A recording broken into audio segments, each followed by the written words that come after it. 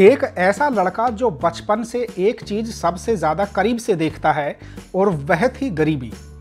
परिवार वालों के लिए भी बेटे की पढ़ाई का खर्च चलाना मुश्किल काम था।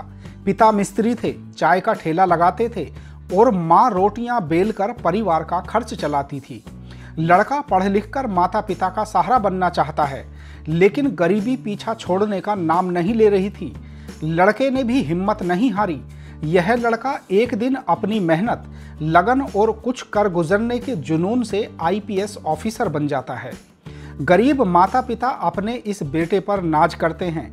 इस होनहार बेटे की सफलता के पीछे की कहानी वाकई सोच में डाल देने वाली है। नमस्कार दोस्तों, मैं हूं नितिन सबरंगी और मैं फिर लेकर आया हूं आपके लिए एक सच्ची कहानी। वह लड़का गरीबी में पलता है। उसकी प्राइमरी एजुकेशन भी गवर्नमेंट स्कूल में होती है, लेकिन उसका सपना बड़ा होता है। वह जैसे ही अपनी मंजिल की पहली सीढ़ी के करीब पहुंचता है तो उसका एक्सीडेंट हो जाता है, लेकिन वह हिम्मत नहीं हारता। एग्ज़ाम फिर भी देता है। अस्पताल से छुट्टी लेकर वह इंटरव्यू देने के लिए भी जाता है और आखिर एक दिन वह अपनी मंजिल को हासिल कर लेता है। मंजिल उन्हीं को मिलती है जिनके सपनों में जान होती है। पंखों से कुछ नहीं होता, हौसलों से उड़ान होती है। देश के एक होनहार बेटे ने इन लाइनों को हकीकत में बदल कर दिखा दिया। गुजरात के एक छोटे से गांव से निकले सफीन हसन आज आईपीएस अधिकारी हैं। वह कम उम्र के आईपीएस हैं। उनके इस पद तक पहुंचने की कहानी उन युवाओं को प्रेरणा देने वाली है जो हालातों से डरकर बिना संघर्ष किए बैठ जाया करते हैं। सफीन बचपन से ही पढ़ने में होशियार थे, लेकिन माली हालत अच्छी नहीं थी। उनकी प्रतिभा को देखकर एक स्कूल ने उनकी फीस भी माफ की। जिंदगी में आगे बढ़ने के लिए बहुत संघर्ष करना पड़ता है। यह सीख सफीन को अपने माता पिता से मिली। परिवार में माता पिता के अलावा सफीन का एक छोटा भाई भी था। माता पिता एक हीरे की यूनिट में नौकरी किया करते थे। साल 2000 में मंदी के चलते उनकी नौकरी चली जाती है तो हालात बिगड़ जाते हैं। लोन लेकर मकान बना रहे थे। 4 पैसे बच सकें इसलिए माता पिता खुद ही अपने घर की ईंटों को ढोते थे।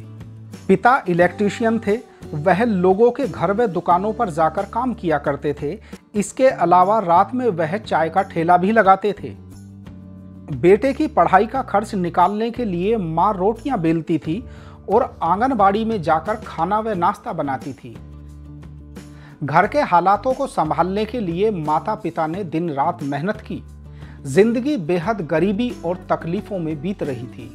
सफीन ने गरीबी का वह दौर भी देखा जब परिवार के लोगों को भूखे पेट भी सोना पड़ा। तंगहाली का आलम कुछ ऐसा था कि आम खाने तक के पैसे नहीं होते थे। घर में यदि एक आम आता था तो परिवार के चारों सदस्य उसे बांट कर खाते थे।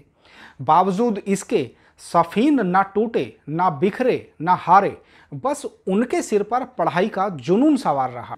गरीबी के हालातों ने वास्तव में सफीन को और भी ज्यादा हिम्मत दी। उनका बस एक ही सपना था कि पढ़ना और आगे बढ़ना।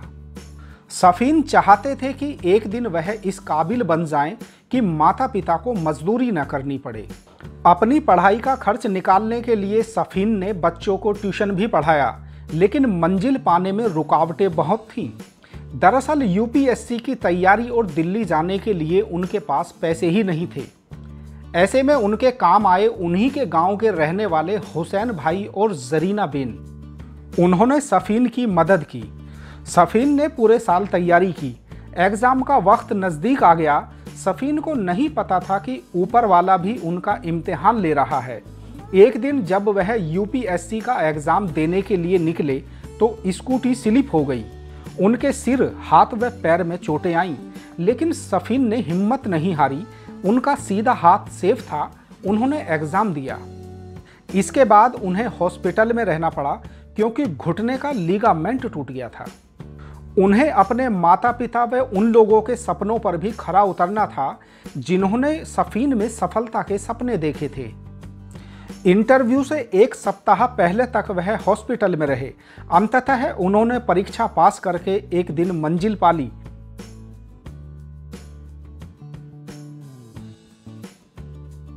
ट्रेनिंग के बाद उनकी पहली नियुक्ति गुजरात के जामनगर में पुलिस अधीक्षक के रूप में हुई। इंसान में कुछ कर गुजरने का जुनून हो तो वह कोई भी मंजिल हासिल कर सकता है, फिर वक्त चाहे कितनी भी बेदर्दी से पेश क्यों ना आए। तमाम मुसीबतों का सामना करने वाले सफीन का मानना है कि संघर्ष का कोई दूसरा विकल्प नहीं होता, और यदि नीयत साफ है तो आपका कोई काम नहीं रुकता। आपको भी यह कहानी पसंद आई है तो ऐसे सभी अपडेट पाने के लिए आप भी चैनल को सब्सक्राइब कीजिए, कमेंट बॉक्स में अपनी राय भी दीजिए। मैं आपसे फिर मिलूंगा किसी सच्ची कहानी के साथ।